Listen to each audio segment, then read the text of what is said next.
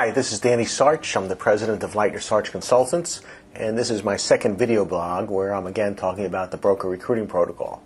Today I'm going to talk about specifically UBS and Morgan Stanley, the two firms that have decided to leave the protocol in the fourth quarter of 2017 that started this entire controversy and what those advisors should do and possibly can do down the road. So, the first thing is to understand that this is a big deal. To diminish this or to minimize this in any kind of way, I think is a mistake. These firms are enforcing non-solicit agreements and are claiming that the information that you could have taken prior under the protection of the protocol, the basic contact information of your clients, is trade information or proprietary information. And I'll get back to that in just a second. But the first thing to understand is that we are not in a 2003 world. So to say that it's just like turning back the clock prior to the protocol is at best disingenuous. And let me explain why. In the 20 years that I was in business prior to the protocol, 84 to 94, yes, there was some litigation that started in the 90s where firms would sue each other. Absolutely true. But in those days, an advisor would go to Kinko's. Remember those copy places? And in the middle of the night, get their books copied and hand that information over to the new firm prior to departing the old firm. And we can all agree that there was a bit smarminess around that. It wasn't, I'm not going to say it was unethical, but it felt weird. It felt unethical because you're going at the middle of the night and copy information. It was your client's private information. And the protocol, at least, was partly designed to stop that exchange of private information. And we're not going back to pre-2004 in terms of the privacy laws.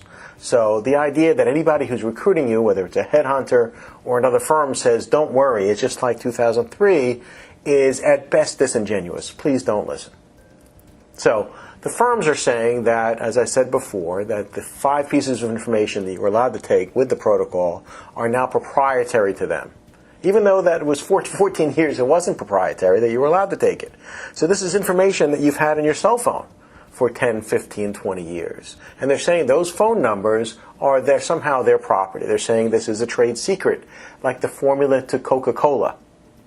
Of course, that's ridiculous. Coke didn't allow Pepsi access to their formula for 14 years and then changed their mind. But for now, that is what they're alleging. So the question is what you do now. Okay? You're an advisor at this firm, Morgan Stanley or UBS. You want to leave now, or you want to consider leaving now, and yet you're rightfully a little bit scared, a little bit intimidated by the new rules. So what do you do now? First thing to do is to consult an attorney. Every state in this country has different laws vis-a-vis privacy and employment, and your state could be different from a colleague or a friend somewhere else. Probably is. Secondly, you have a contract which is unique to you. Okay, only your signature is on it, and the firms went through various degrees and different contracts over the years. There's the retention contract that was signed during the financial crisis. You might have had a trainee contract from earlier than that or more recent than that. And best case of all, frankly, for you is if you already moved your book from somewhere else to Morgan Stanley or UBS, you probably, again probably, I'm not an attorney, have the rights to that or can make the argument that you have the rights to that book because you transported it from somewhere else to Morgan Stanley and UBS under the protection of the protocol. So the first thing to do is obviously to consult with an attorney. Number 2, you need to make sure that your clients, if they don't already, absolutely have your cell phone number. Okay? In all these non-solicit agreements and everything contractual, the client is always allowed to reach out to you. Make sure your client knows how to reach you. And in addition to that, number 3, I recommend that you direct your client to an article that I wrote for CNBC.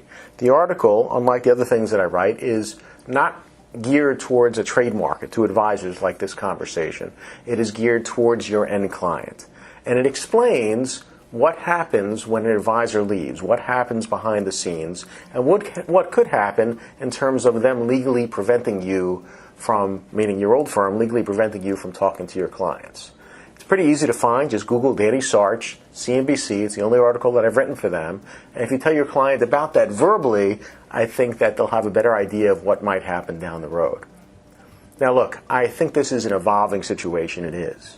And before the end of 2018, I strongly think that there will be some kind of protocol 2.0, because as the world moves to a fiduciary standard, it's impossible for me to reconcile a fiduciary standard with some kind of litigation that somehow keeps the client from their end advisor, the trusted advisor, which is you guys.